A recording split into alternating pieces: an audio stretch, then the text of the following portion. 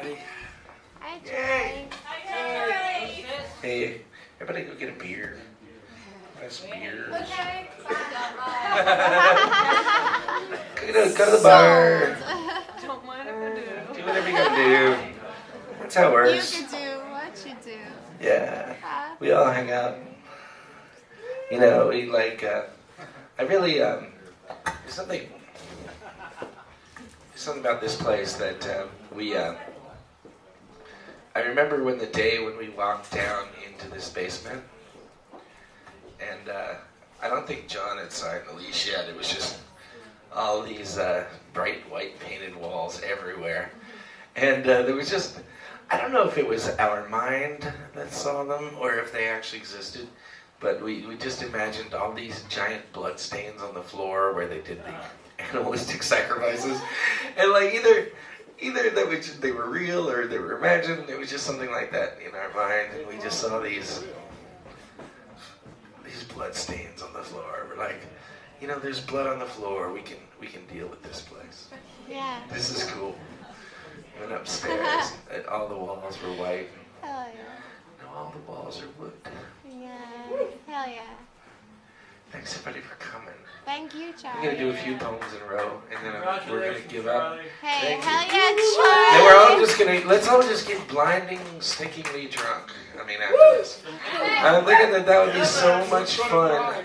You know, it's been so long. I mean, Topher, you and I are in the same boat. You and I, we've been on the wagon forever. Let's get off the wagon, baby. Yeah, baby. Yeah, baby. Yeah.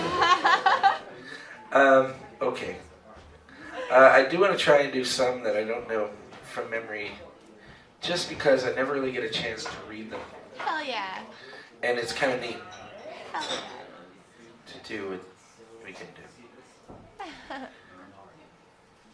Love you, Charlie.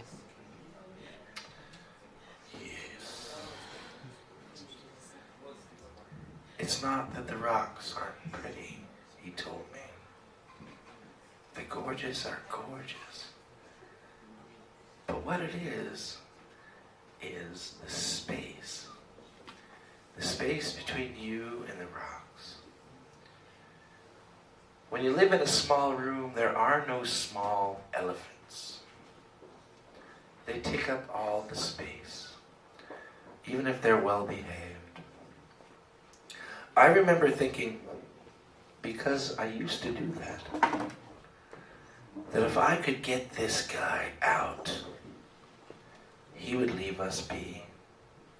I could make a trail of peanuts, and he would give us peace. But elephants never forget, and they don't fit through 8x4 doors.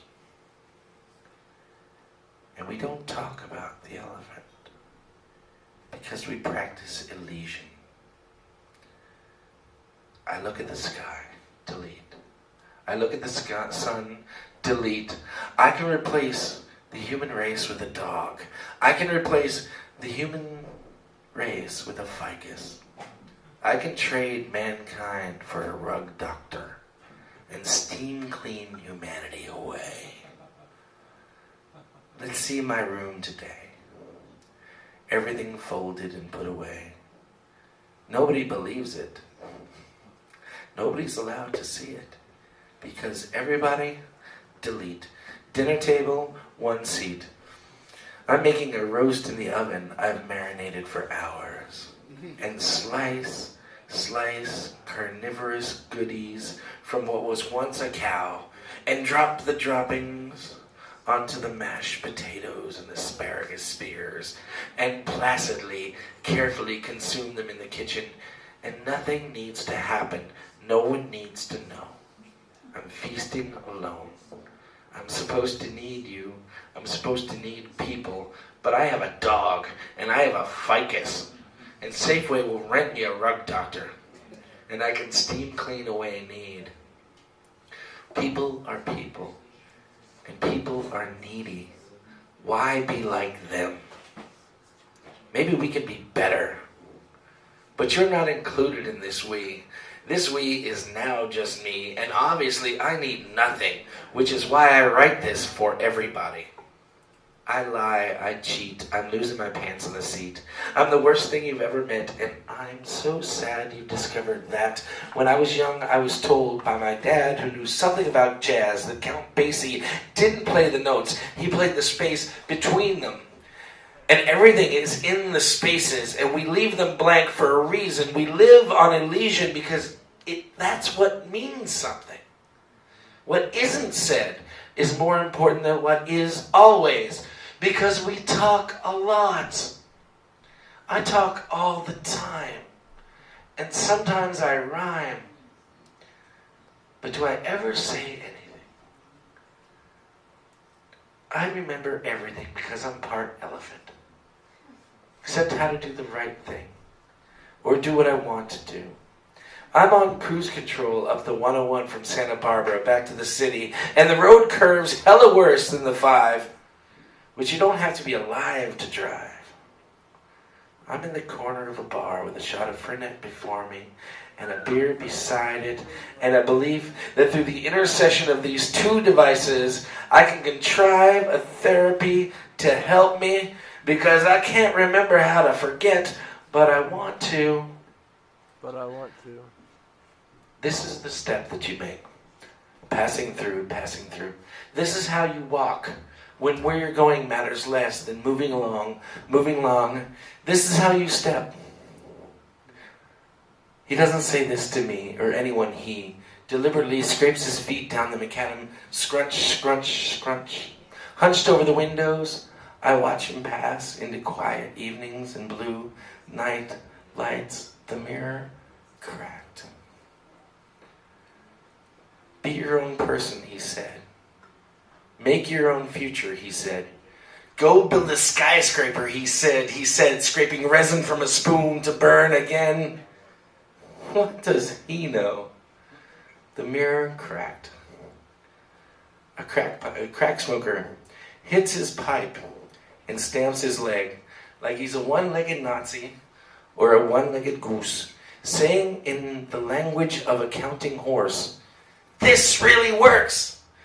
This really works." That the world could hold such whack priorities. The mirror cracked. A starving man hands me a pamphlet telling me Jesus is the bread of life, but I look at him and I think the bread of life might just be bread.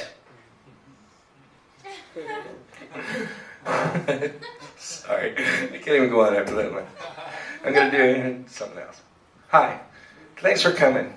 Thanks for everything. This is fucking awesome. You've never been in a place where you like all this stuff happens, and it's so nice. And it's like everybody's all like, "What can we do? How can we help? What can we?" And I'm like, "Dude, fucking just show up and be, and that's cool." I'm glad, and that's what makes it all good. Is that everybody showed up and just was. Well done, Charlie. Thank you, my friend. And none of this would have happened if it wasn't like a month ago when I'm sitting outside of the Uptown and Brandon Loberg looks at me, he's like, "What can I do?" I was like, "Dude, maybe if we make a book." And that was it. So really, this night, if it wasn't for the two people in back there, Brandon Loberg and John Siegel, fuck yeah, and we can't forget, like Lizardo McFly and our good friend Martin. Martin and Lizardo last night, right? Martin didn't even know what he was in for. Nice of him. Martin didn't, he's like, "Where are you guys going?" We're like, "Hey, we're gonna go over there. You want to get in the car?" And he's like, "Hey, you guys know Martin. He's all persnickety. He's like, I got nothing else to do." And they're like, "Okay, come on." And it's like we chained him to a desk in Kinko's for 3 hours folding. It was awesome. He was really happy. And like the greatest moment ever was I was sitting there and Liz and John, Brandon and I are sitting in the other desk, and Liz and John Siegel and Martin are all singing Billie Holiday and Frank Sinatra songs at 11 o'clock at night in the Kinko's. The most lively the Kinko's has ever been.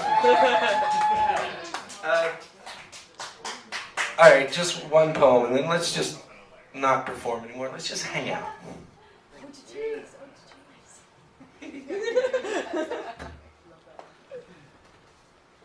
This isn't in the book.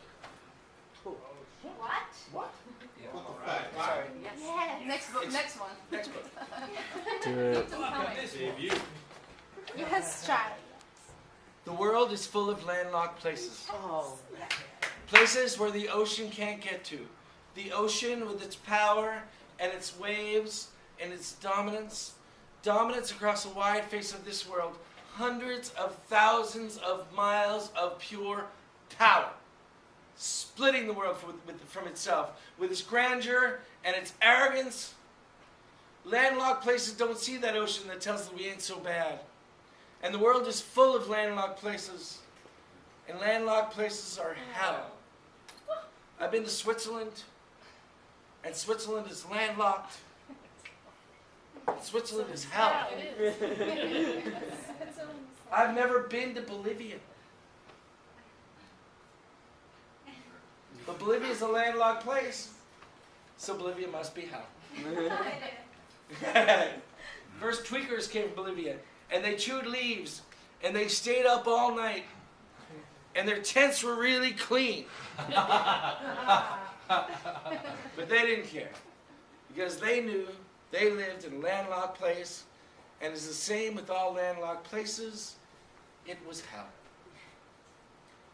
And I can see so far over an ocean.